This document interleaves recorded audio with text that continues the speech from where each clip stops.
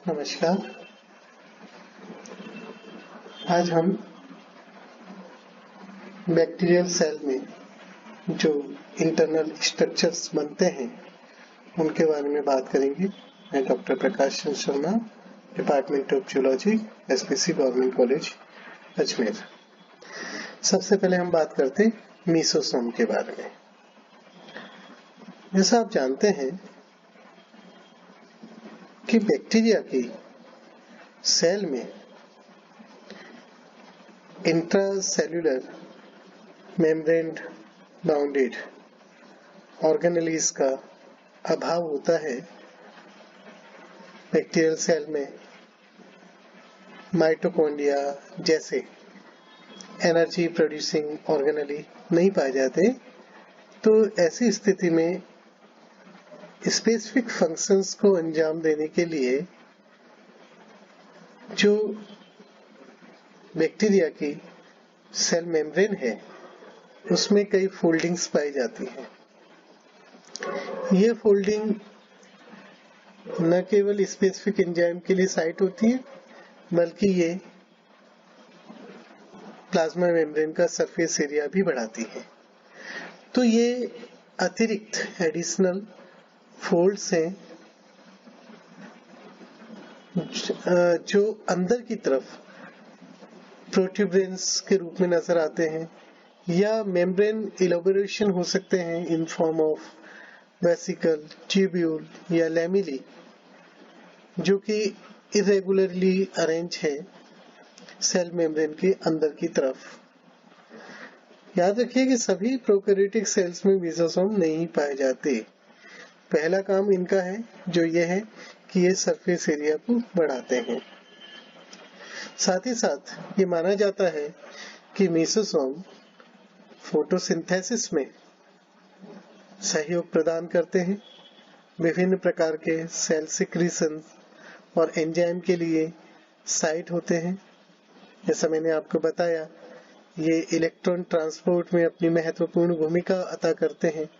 इसके अलावा ये cell division, cell wall formation, DNA replication जैसे कार्यों में, यहाँ तक कि सेल कंपार्टमेंटलाइजेशन जैसे कार्य में भी ये मददगार होते हैं। अलग अलग प्रकार के मीसोसोम्स पाए जाते हैं जो अलग अलग प्रकार से कार्य करते हैं। अगर हम इनके आकार की बात करें, स्थिति की बात करें, तो उसके हिसाब से हम मीसोसोम को दो भागों में विभक्त कर सकते हैं। पहला कहलाता है सेप्टल मीसोसोम। ये वो मीसोसोम है जो प्लाज्मा मेम्ब्रेन से एक्सटेंड करते हैं टुवर्ड सेंटर, केंद्र की तरफ साइटोप्लाज्म में, और ये प्रायः न्यूक्लियर मटेरियल के साथ में एसोसिएट पाए जाते हैं। सेकेंड टाइप के जो मीसोसोम है that are called lateral mesosome, जो कि बैक्टीरियल सेल की परिधि पे उपस्थित होते हैं और आवश्यक नहीं कि वो जो न्यूक्लियोइड है उसके साथ एसोसिएट हों। नाउ जब हम इंटरनल स्ट्रक्चर की बात करते हैं तो इस स्ट्रक्चर को संभालने का जो काम करता है वो करता है साइटोस्केलेटन। पहले ये माना जाता था कि बैक्टीरिया में किसी भी प्रकार का साइटोस्केलेटन मौजूद नहीं होता, लेकिन अब ये स्थापित हो चुका है कि बैक्टीरिया में भी साइटोस्केलेटल एलिमेंट पाया जाता है, और ये साइटोस्केलेटल एलिमेंट बैक्टीरियल सेल में एसेंशियल रोल प्ले करते हैं सेल डिवीजन में, सेल प्रोटेक्शन में, शेप डिटर्मिनेशन में, पोलैरिटी डिटर्मिनेशन में, और यहाँ तक कि कुछ विशेष इंक्लूजन्स की फंक्शनिंग लाइक कार्बोक्सिसोम की फंक्शनिंग, मैग्नेटोसोम की फंक्शनिंग में भी इंपॉर्टेंट रोल प्ले करते हैं। कुछ साइटोस्केलेटल एलिमेंट की हम बात कर लेते हैं, मुख्य तौर पे जो पाए जाते हैं। पहला है एक्टियस जेड। ये जो स्केलेटल एलिमेंट है ये काफी महत्वपूर्ण है। ये एक फिलामेंटस रिंग बनाता है जो कि सेल के बीच में मौजूद होती है, जिसे हम जेड रिंग कहते हैं। जो जेड रिंग सेल डिवीजन के टाइम में कंस्ट्रक्ट करती है, जिसके कारण से बैक्टीरिया सेल दो डॉटर सेल्स में डिवाइड होती है। इसका फंक्शन वैसा ही है जैसे कि हम यूकेरियोट में एक्टिन मायोसिन कॉन्ट्रैक्टाइल रिंग का फंक्शन देखते हैं। तो ये एक तरीके से उसी तरह का काम करती है कि सेल डिवीजन में जब साइटोकाइनेसिस जैसी प्रोसेस ये अंजाम देती है। इसके अलावा सेकंड जो साइटोस्केलेटल एलिमेंट है दैट इज MRBB, ये भी एक बैक्टीरियल प्रोटीन है जो कि यूकेरियोट्स में पाई जाने वाली एक्टिन के समकक्ष मानी गई है। तो ये MRBB जो प्रोटीन है ये एक्टिन के समकक्ष है। इसके अलावा साइटोस्केलेटल एलिमेंट है क्रिसेंट्रिन। क्रिसेंट्रिन को यूकेरियोटिक इंटरमीडिएट फिलामेंट के समकक्ष माना गया है। इसके अलावा PRM जो है ये भी एक साइटोस्केलेटल एलिमेंट है जो कि संरचना में एक्टिन जैसा होता है, परंतु इसका व्यवहार जो होता है वो ट्यूबुलिन प्रोटीन जैसा होता है। तो ये कुछ इंपॉर्टेंट साइटोस्केलेटल एलिमेंट्स थे। नाउ अब हम सेल इंक्लूजन्स की बात करते हैं। सबसे पहले हम बात करते हैं न्यूट्रिएंट स्टोरेज स्ट्रक्चर्स की। बैक्टीरियल सेल में पाए जाने वाली वो संरचनाएं जो न्यूट्रिएंट को स्टोर करती हैं। तो सबसे कॉमन प्रकार के जो स्टोरेज इंक्लूजन्स हैं वो होते हैं ग्लाइकोजन को स्टोर करने वाले यानी कि ग्लाइकोजन इंक्लूजन्स, पॉलीहाइड्रोक्सी एल्कोनेट यानी कि PHA ग्रेन्यूल का इंक्लूजन, सल्फर ग्लोब्यूल्स और पॉलीफॉस्फेट ग्रेन्यूल्स। ये चार प्रमुख प्रकार के स्टोरेज इंक्लूजन्स हैं। इसके अलावा भी कई तरह के स्टोरेज इंक्लूजन्स पाए जा सकते हैं प्रोकैरियोट में, जैसे कि साइनोबैक्टीरिया में साइनोफाइसिन ग्रेन्यूल्स पाए जाते हैं। तो सबसे पहले हम बात करते हैं PHA की। तो PHA जो है पॉलीहाइड्रोक्सी एल्कोनेट ग्रेन्यूल्स, ये कार्बन स्टोरेज का कार्य करते हैं। तो कार्बन प्रायः स्टोर होता है पॉलीहाइड्रोक्सी एल्कोनेट के रूप में। और इसमें भी अगर हम देखें तो मुख्यतः ये पीएच के अंदर पॉली बीटा हाइड्रोक्सी ब्यूटाइरेट के फॉर्म में कार्बन स्टोर होता है। किस फॉर्म में? पॉली बीटा हाइड्रोक्सी ब्यूटाइरेट या PHB। अब ये जाना गया है, ये पता लगा है कि ये जो PHB ग्रेन्यूल्स होते हैं यानी कि poly beta hydroxy butyrate granules जो होते हैं वो एक सिंगल लेयर शेल से कवर रहता है, घिरा हुआ रहता है, जो कि प्रोटीन की बनी होती है और उसमें कुछ मात्रा में कुछ फॉस्फोलिपिड्स भी मौजूद होते हैं। नेक्स्ट, ये जो पॉलीफॉस्फेट ग्रेन्यूल्स की हमने बात की थी,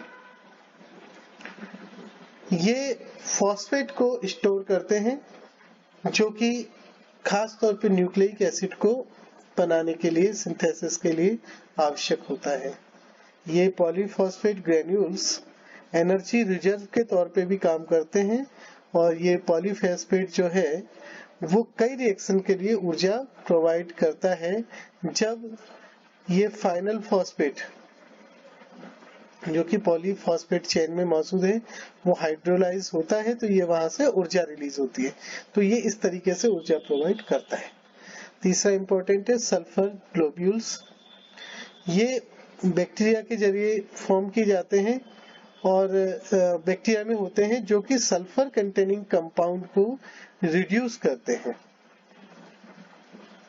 और ये एनर्जी कंजर्विंग मेटाबॉलिक प्रोसेसेस में इलेक्ट्रॉन का सोर्स भी हो सकता है। तो ये सल्फर ग्रेन्यूल्स का ये कार्य है। नाउ अब दूसरी प्रकार के इंक्लूजन्स को हम कहते हैं माइक्रो कंपार्टमेंट। यहाँ न्यूट्रिएंट्स स्टोरेज कंपार्टमेंट या स्टोरेज कंपार्टमेंट और माइक्रो कंपार्टमेंट में क्या फर्क है? स्टोरेज ग्रेन्यूल और माइक्रो कंपार्टमेंट में, स्टोरेज ग्रेन्यूल में मात्र पदार्थ स्टोर होता है, लेकिन यहाँ पर वो कार्य किया जाता है, उसकी प्रोसेसिंग भी होती है, यानी कि उसकी उपयोग भी होती है।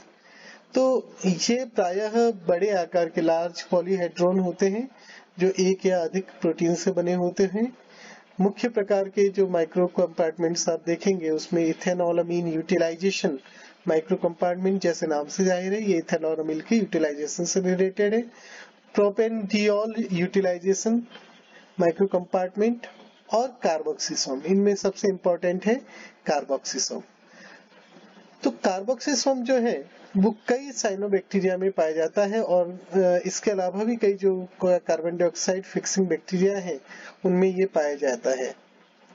इसके चारों तरफ एक पॉलीहेड्रल कोट होता है जो करीब 6 अलग अलग प्रोटीन से मिलकर बना होता है और 100 नैनोमीटर डायमीटर का होता है। इस पॉलीहेड्रल जो शेल है इससे जुड़ा हुआ एक एंजाइम पाया जाता है जिसको हम कहते हैं कार्बोनिक एनहाइड्रेज एंजाइम, जो कि कार्बोनिक एसिड को कार्बन डाइऑक्साइड में कन्वर्ट करता है। कार्बोक्सिसोम का जो सेल है वो इस कार्बन डाइऑक्साइड को एस्केप होने से बचाता है और अपने अंदर एक्युमुलेट करके रखता है। इसी पॉलीहाइड्रोन के अंदर एक और एंजाइम मौजूद होता है जो कहलाता है राइबोलोज 1,5-बिसफॉस्फेट कार्बोक्सिलेज और ऑक्सीजनेज से कैटेगरी का है, जिसको हम कहते हैं रूबिस्को।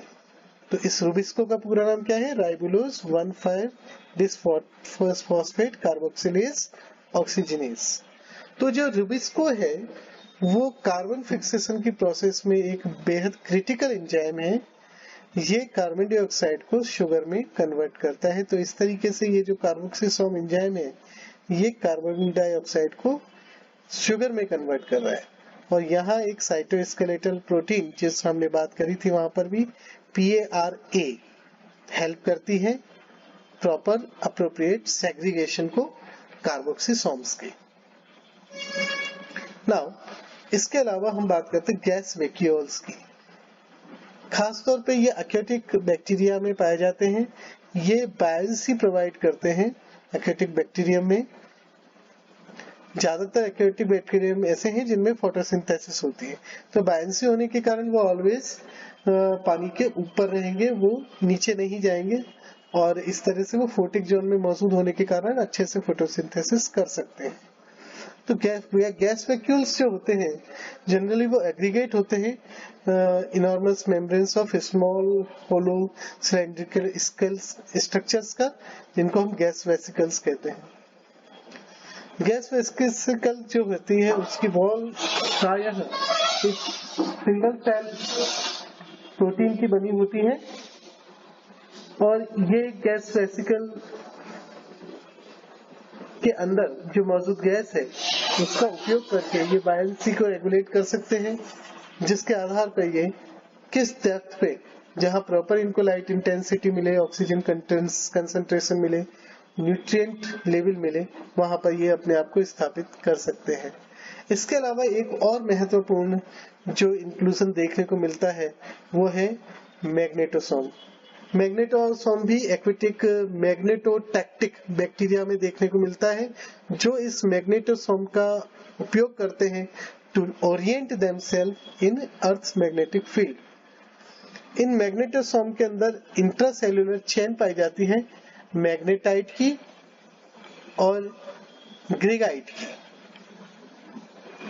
ये मैग्नेटोसोम 33 से 125 नैनोमीटर डायमीटर के होते हैं और यहाँ ये प्लाज्मा मेम्ब्रेन के इन्वेजिनेशंस के अंदर मौजूद होते हैं। और हर एक जो ये पार्टिकल है मैग्नेटाइट या ग्रेगाइट का, ये हर एक पार्टिकल एक टिनी मैग्नेट के रूप में बिहेव करता है।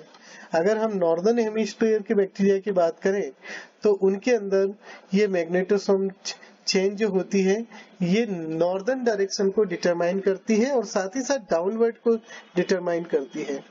और इसके कारण से जो बैक्टीरिया है वो स्विम करता है डाउनवर्ड न्यूट्रिएंट रिच सेडिमेंट में और लोकेट करता है अपने आप को ऑप्टिमम डेप्थ पे फ्रेश वाटर की या मैराइन हैबिटेट की। और सदर्न हेमिस्फीयर में जस्ट इसका अपोजिट होगा।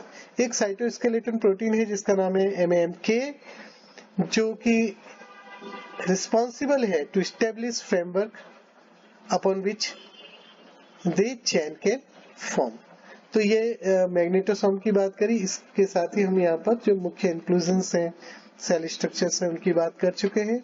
नेक्स्ट टर्न पे हम बात करेंगे सेल प्रोजेक्शंस की, पिलाई की, फ्लैजिला की।